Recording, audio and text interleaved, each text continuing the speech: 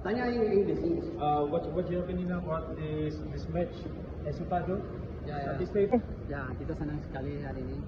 Kita bisa dapat 3 points dan kita tahu main lawan Arema. Yeah. Itu derby. Maybe this match is the biggest score maybe in the 10 years. What's your opinions?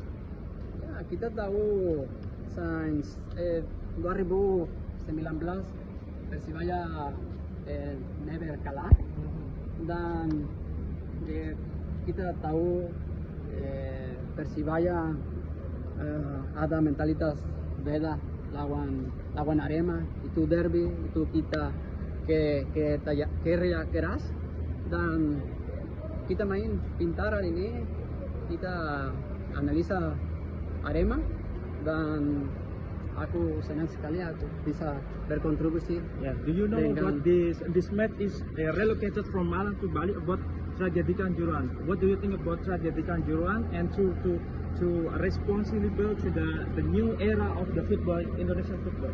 Yeah, we know with those tragedy, but we only focus today to play the game, to come to Bali and take the 3 points. We only focus in this case. Okay.